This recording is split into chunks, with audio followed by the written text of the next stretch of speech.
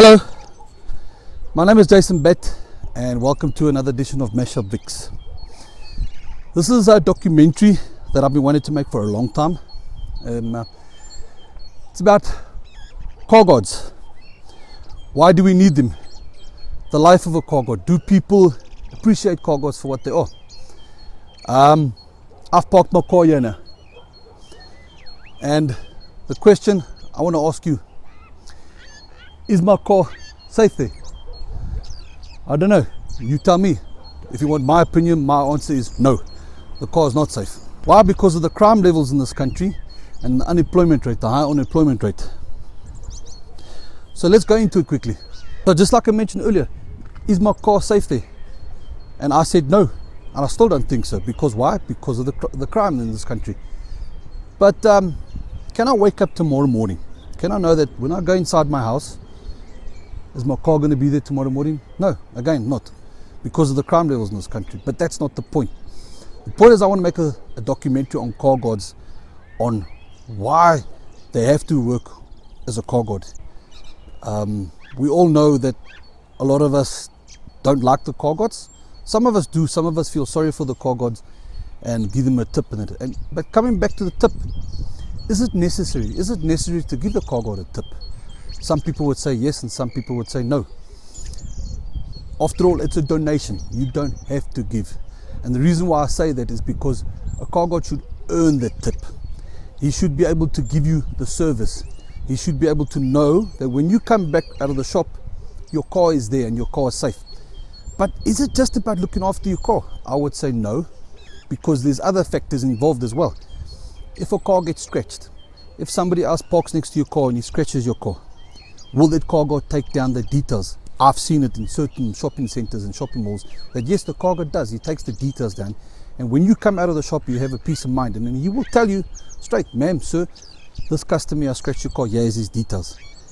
This is what I'm talking about. A car god is just not just a glorified car god. Yes, there are individuals out there. We are in fact the individuals. Some of us will take a passion in our job, and some of us will not.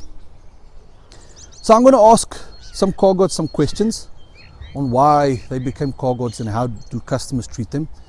Then I want to ask a police officer, what does car gods actually mean to the environment and to the community, and has it a significant drop in car theft? I would maybe say 50-50. And then I want to ask some shop owners, how do they feel about car gods, and how do they feel about car gods, having car gods on their business premises? And the same type of questions, who trains them, and does it help the community, and so forth and so forth. So let's get into it. Let's get into the life of a car god. In order to understand the reason for this documentary, I need to point out a few things that surround the following. YouTube and social media has been platforms where people can view videos and read articles or whatever is news on a daily basis. But with that being said, in a society such as ours of today, people only like to view and read the bad news that occurs daily. It's almost as if the problems we face daily are to blame for the change in the way we think. For years, the media like to refer the following metaphor as, there is no news like bad news, it sells. And that is exactly what I'm referring to. We have become a society that will only seek the bad in a person and never the good. The word humanity has truly lost its definition.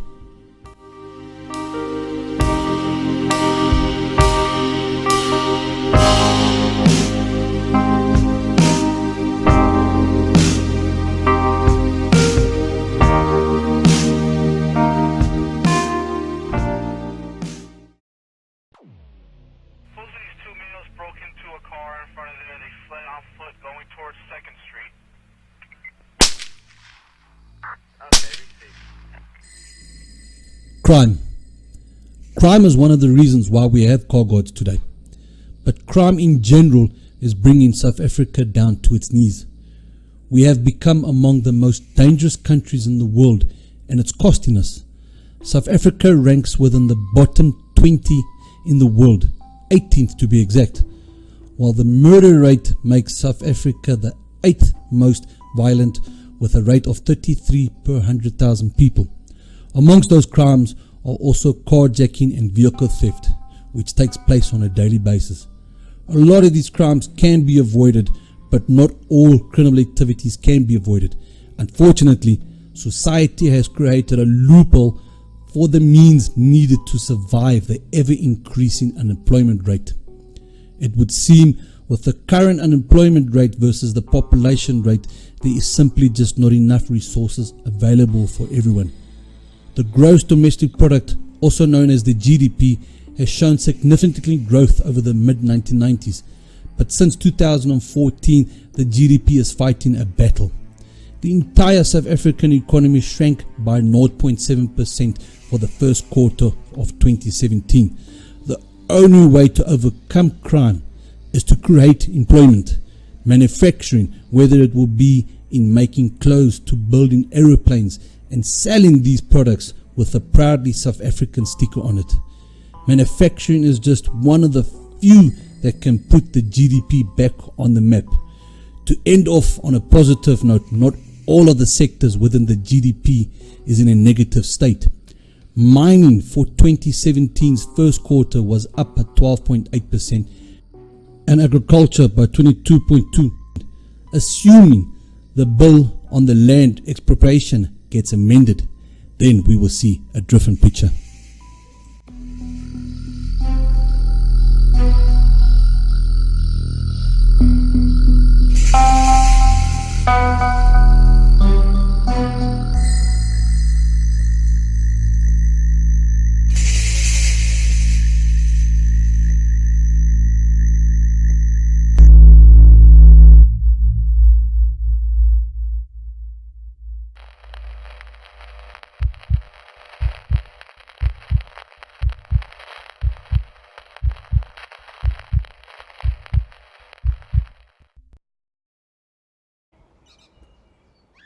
So now I'm heading to a shopping centre in Van der Park. A couple of car guards that I want to just question there. And questions I want to ask them is basic questions on how long they've been car guards and how do customers treat them. So yeah, I'll see you in a bit.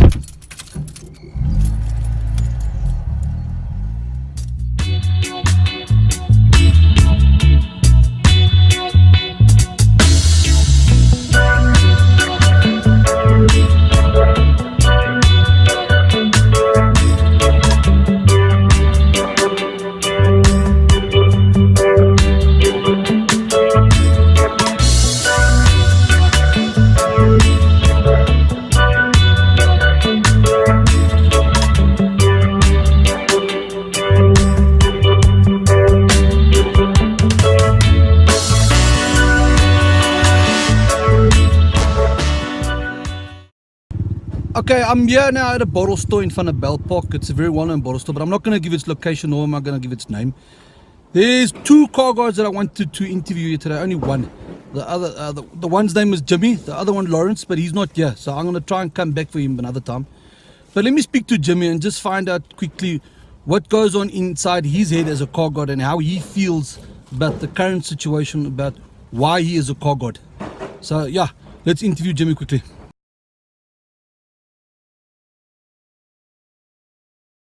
Oh, it's just because there the location there's no work. That's why I say I must come here so that I can guard the cars, because some people they steal cars. You see, that's why I say I must come here and guard the cars so that I can get something when I go home. I get something to buy some bread, because my mother there is a pensioner. She's a pensioner. She doesn't work. She depends on the pension, so I have a small child. I don't want the people to be stole the car of the customers. Yeah? Yes. But there must be a reason why you became a car guard, not because of that. What's the other reason why you became a car guard? Because I want money. I don't have a job. Yeah. I have the son in my house. Yeah. No, it's the jobless. That's why I'm coming to be a car guard. There's no jobs in this country. It's tough. The unemployment rate that's so high, you're forced to be a car guard. Because I'm hungry. You're You hungry, see? Yeah, they say, the Bible says, you must ask, then you have to be given. Yes. Yeah. Yeah, because each and every time when you wake up, there is obstacles and bridges to be crossed. Absolutely, my friend. I agree So with you. you have to persevere. I love the way you talk. Absolutely, my man. You have to persevere because life is like that, Yeah, life is like that.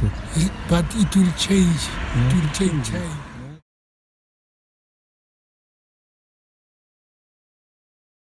Oh, some others they treat me well. Others they just look me just like that. Yeah, so it's a 50-50 thing, eh? So Sorry? it's a 50-50 thing. Yeah, it's a 50-50 Some thing. some customers will swear at you and some customers will be nice to you. Yeah, some customers they say to me, hey man, you must go and find some work. You see, when I see that side, there's no work. There's nothing I can do. That's why I say I must come here to guard the cars. Okay, now it's an honest job. It's a job. At least you're not doing crime. At least you're not stealing or anything like that. It's an honest job. Do you agree? It's an honest job. Yeah, it's an honest job because I don't think to go to steal or to go to somewhere to do bad things. Okay. See. Now, thanks for your time, eh? Okay. Thank you, Baba. Sharp. The customers treat me good, not bad. Yeah. Because I talk nice with the customers when it's coming in the package. So it is about customer service, eh? If you've got good service with customers, then they will treat you good. Am I right? Yes, So- the customers treat me good. Okay, but now those customers that do treat cargos bad is because they don't give a good service. Am I right? Yes, sir. I thought there was a catch. Now, when I spoke to your other friend, now he said some customers treat him nice, some customers treat him bad. But it does make sense. If you don't give a good service, then customers are going to be ugly with you. It makes sense. Yes, if you don't treat the customers good, and the customers will not treat you good because you don't talk nice with the customers. They are kind of different. Yes. Some other ones, you greet them, they don't want to greet you. Yes. Some other times, yeah, people are good to you. Yes. So, because people are very different Yes. in such a way. Yes. But, each and every time, you have to open, to become strong. Because You have to that is a keep part- on hope and believing. Yeah, I know you're right. Eh? that You're is right. a part of life. It is a part of life, I know. Yeah. Tabu, my man, so far I love the words you said. Thank you very much. Very inspiring. You have to persevere. You're right. It's hope. You have to keep on hoping that one day you will get a good job. Yeah. Huh? One day you'll get a good job.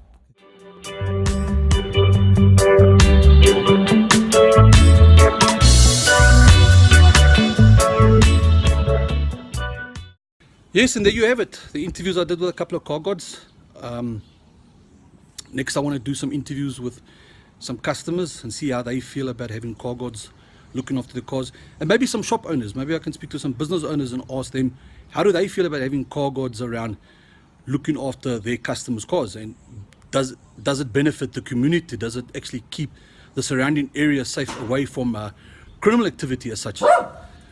Jobs in South Africa is scarce. With a high unemployment rate, people can't find work. So these car guards, they turn to car guarding because it feeds them. And like I've said in my previous interview, it's an honest job. These guys don't steal. Yes, okay, I know a lot of you out there are gonna say, yeah, but I'm talking rubbish. It's a 50-50 thing. And we are, after all, individuals. Each and every single one of us act differently how we feel about doing our jobs. Some car guards take their jobs very serious. They've got a passion for it. While other car guards, yes, they are there just to stand and collect money, and they're not really worried about what goes on around in the surroundings. But what is government doing about it? What is government doing to ensure that the unemployment rate gets better? Yes, some of you would say there is a few procedures that our government has got in place. I know the president has gone overseas and he secured some investments that hopefully will benefit us as time goes by. But with the land grab issue going on at the moment, there's a 50-50 feel at the moment about it. But the public says no, it won't work in that, and that investors will start pulling their money out. But the big question you got to ask yourself is the Constitution going to pass this bill when it gets amended? I don't know. I can't tell you. Only time will tell and see what happens, how the public really feels about it. But at the moment, there's a 50-50 feel about it. Some say, yes, the land grab issue is perfect. Number one, it must go. And the others will say no. And then, yes, racism comes in and white privilege comes in and this privilege. You know what? It's all part of politics. In every country's got the issues in it, okay? But, like I've said previously when I started this documentary, this documentary is about the car god. And people out there seem to ignore them. Okay, I'll see you in the next interviews. Thank you.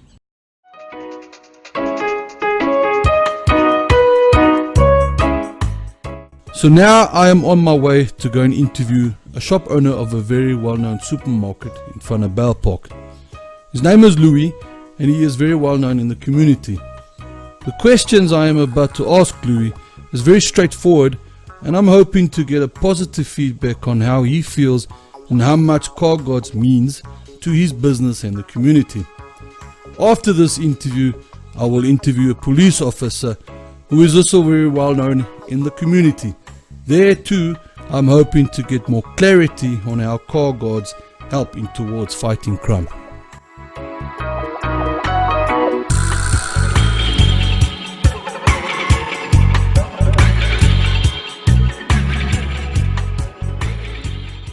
Okay, would you agree car gods have been around due to the high levels of crime and unemployment, and that they actually reduce car theft by half a margin? Yes, car park is important. They should be around, that people are aware of them and they do shopping in a safe environment. Okay. Do car gods actually have an impact to your business in making customers feel safe and that their vehicles are safe on your premises? Yes, some people park here because they know there is car park security here, and that makes them feel important, and they are in a secure area. But adding to that, some customers will feel that no, sometimes no. So it's a bit of a 50-50 yes, feel. Yeah? Yes, it's depending on person to person. Some don't like to be approached by car guards. Some do. So that will be from person to person. That's my personal view. Okay, and then the last question I've got for you, Louis, is should car guards at least have training? And if so, who do you think should provide the training? Well, who provides the training, I wouldn't know, but they should be sped up through training, so they know to approach somebody. Now, the reason why I'm asking that question is because I know in shopping malls and in shopping centres, the securities companies they've got there, they've also got like a manager who's in charge of the car guards, and he provides training for the car guards, and that will help. That will help the car guard to understand and how to catch suspects. Look, they have meetings I've seen where they talk about suspect cars and that. And maybe this is something that future shop owners like you yourself and other shop owners should consider. Training, what do you think? You think it's a good idea? I think that would be a good idea to implement something like that, yes. No, okay, Louis, thank you for your time. I appreciate it very much. Thanks. Pleasure. After my interview with Louis, I asked two more shop owners if they would also let me interview them, and they said no. So I asked them if they could briefly answer my questions on how they feel about car guards and their business. The answers I received were not somewhat the same as to what Louis was. Nonetheless, everyone has different opinions on the subject at hand. On with the next interview number 3. A car guard I met in a shopping mall in Vanderbijl Park. His name is Max. He's been a car guard for the last 20 years now. He lives in Town in Vanderbijl Park. That's a nickname that they've given the town. In a commune. He lives in a commune where he shares a kitchen and a toilet with 6 other rooms in this commune that he lives in. But let's go and talk to Max and interview him further and find out what he's got to say and how he's been living as a car guard for the last 20 years. Okay, Max. Alright, okay. That's the first room, where I'm staying. I've got the empty room. Hanging my clothes here around here. Okay, but Max, explain to me quickly, is this what you live in? Is it like a communion type of place? That's correct, It's got a lot of beer. a lot of people stays in here, okay, by the previous of time. Yeah. So yeah, all the rooms are still empty. It's only me and my wife, my child, and then another lady stays down here. Yeah. I will show you the room now. Yeah. Okay, the rest of the room still empty. Okay, but Still now, building and so repairing. what are you guys paying per month? 1.5. 1.5. It's a lot on a cardboard cylinder, right? Yeah, well, it's a lot, but yeah, we have to survive. We have to have a roof over our heads. Oh, can we see your room? Yeah, no, Can we no, show your room you quickly? can show me. Sorry, Come around. I was going to get much more room. Sorry. So you know, I lost everything I had, so I have only a little bit left. Okay, Yeah. that's what I have left over, but I'm happy here. I'm living better. All my stuff is down there, my kitchen and everything. All my food is hiding behind there. TV, DVD players, everything here. So yeah. And I see you got the like cute that. cats here. And all my cats here. So yeah, I have 5 of them. Get a nice close up here. Okay. So yeah. But the rest of them are hiding and everything. Hey Max, this is your son, eh? That's my son. This is your my son? little boy for 6 years old. What's his name? Over there, Sebastian. Sebastian. Say hello, Sebastian. Say hello for the people there. Say hello. And that's Salumi. Ach, it's fine. That's fine, Salumi. That's fine. Okay, Salumi doesn't want to be on the camera. Okay, Max, show us the rest of the place. Okay, and yeah. Is this what's this, Max? When I saw this when I came in, I was wondering now, what's this? This is Okay, that is my creation. That is my plants. That's Yeah. my living. Okay, that's my mind thinking stuff. yeah. Okay.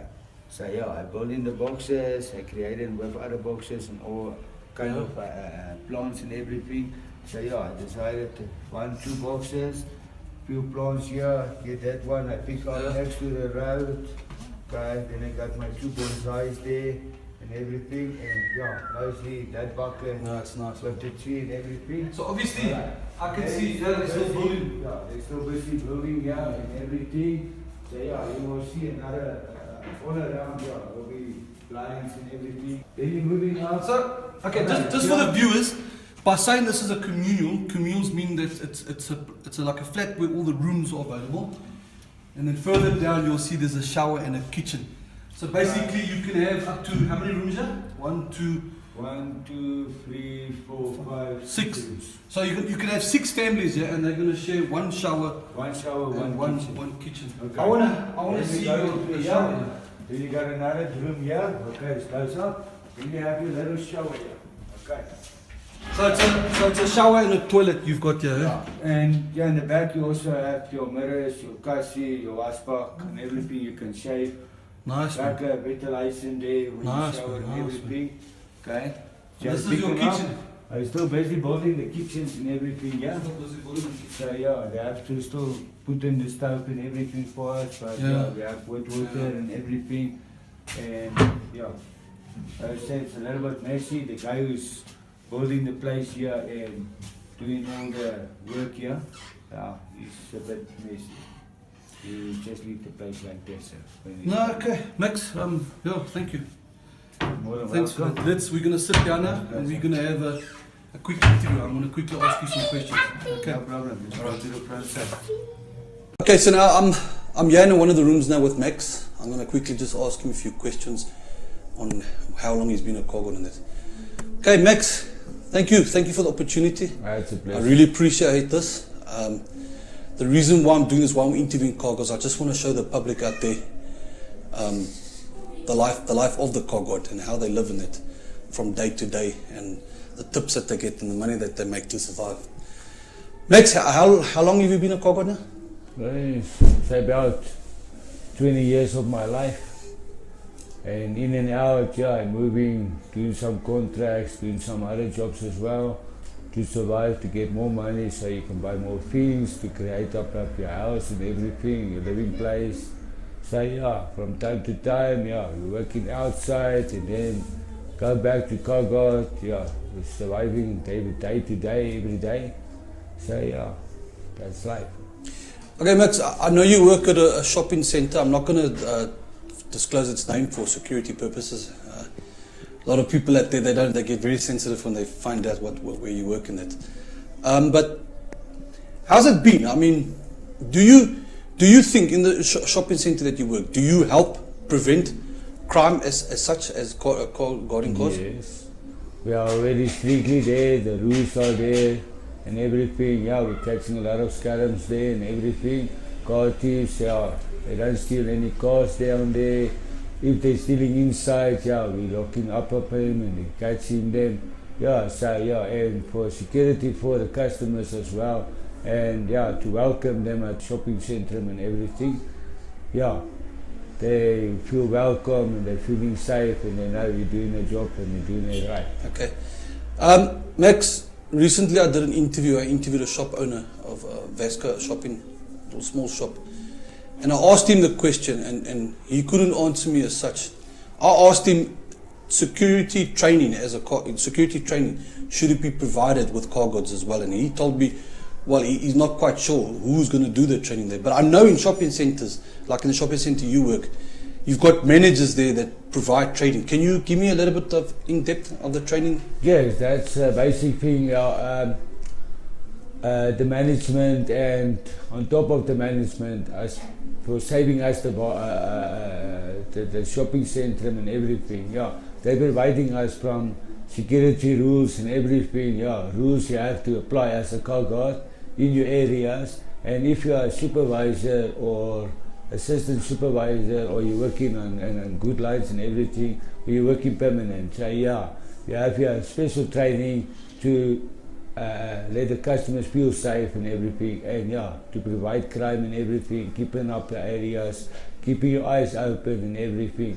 So yeah, we're learning a lot from the management and from the supervisors at the shopping mall. So yeah, they're providing us as car guards from saving distance from crime and everything. Setting, yeah, if they comes in with weapons and everything, yeah, we know exactly what to do and where to go.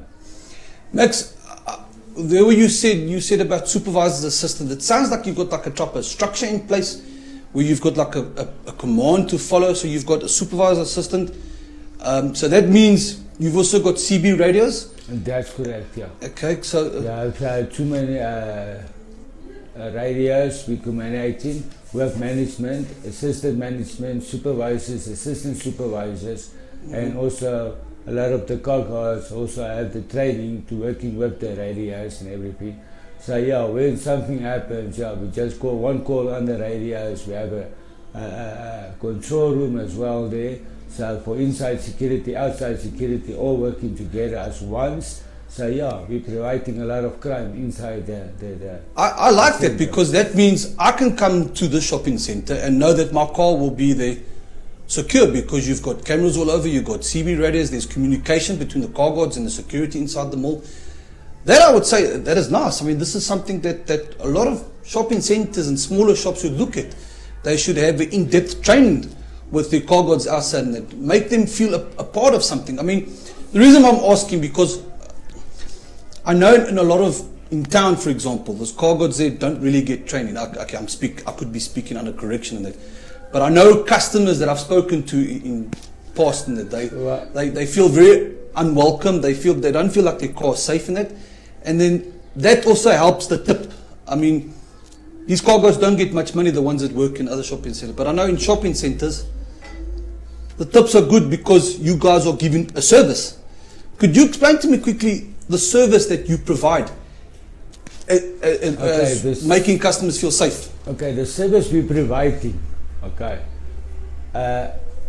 towards in the mall I'm working at, okay, and yes, at the one, the in towns, okay, in towns they're sitting around, they have 1, 2, 3 cars just to looking around, okay, but inside the shopping malls, okay, we're providing the best service for the customers to make them feel safe.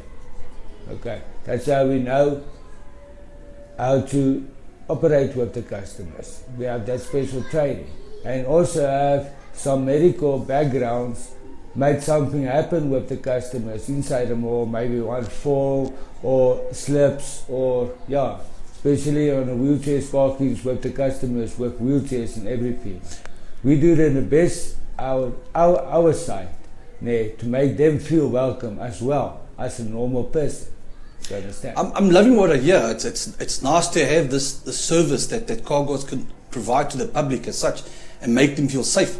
And this is what I was trying to say with the previous shop owner that I speak to. Give that training, make a plan to make customers feel safe. So crime affects us all. Crime, no matter where you work, no matter where you're working or moving around, crime will be always there. Yeah, no, that's heartbreaking. Okay, Max, I'm happy. I appreciate your time. Tell your wife and your child thank you very much for letting us into your home. I really appreciate it. Okay, Max, and I wish you all the best of luck. I know the unemployment rate in this country is appalling at the moment, and car guarding seems to be the only way that you can survive. And I take my hat off to you, Max. I really do. Thank you. Thank you very much. It's always a pleasure. Okay. You're more than welcome.